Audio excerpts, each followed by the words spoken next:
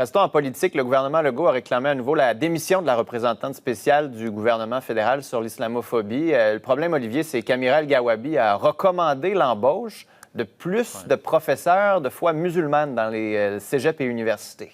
C'est exact, Philippe Vincent. C'est une lettre qui a été envoyée au président de l'université de collège le 30 août pour protéger, dit-elle, les étudiants musulmans et les manifestants pro-palestiniens. Parce qu'elle écrit dans cette lettre que, selon elle, les nombreuses universités n'ont pas bien fait les choses en ce qui concerne la protection du droit fondamental de manifester pacifiquement sur les campus. Et elle y va de 5 recommandations, dont la 4e, et je vous la présente, accroître la représentation des professeurs musulmans, palestiniens et arabes. Elle demande qu'on lui rende des comptes d'ici le 30 septembre, mais au gouvernement du Québec, ça ne passe pas du tout.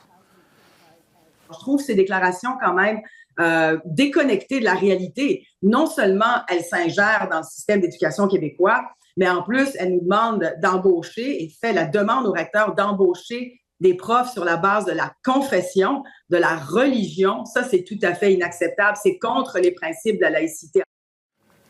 Il faut dire, Philippe Vincent, que la nomination de Mme El-Gawabi par Justin Trudeau avait été très controversée. C'est une militante qui avait écrit, entre autres, en 2019, que les Québécois semblaient influencés par un sentiment anti-musulman. Québec réclamait alors sa démission. On le fait à nouveau aujourd'hui, mais Justin Trudeau qui semble rester aux côtés de sa représentante spéciale. On l'écoute.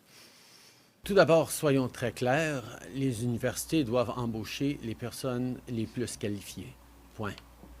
Chaque université a des politiques pour s'assurer que leur faculté est le reflet de la diversité canadienne. Et ça, évidemment, chaque université va faire leur choix. Madame El-Gawabi est une personne qui fait un travail indépendant, qui fait des recommandations et surtout qui essaie d'encourager le dialogue entre différents groupes. Et je pense qu'on est en train de vivre des moments de montée de tension. Il faut se rappeler qu'en tant que Canadien, on doit et on peut avoir toutes sortes de conversations qui vont nous rapprocher les uns des autres et se comprendre les uns les autres. Et ça prend un petit peu plus de vivre ensemble, je trouve.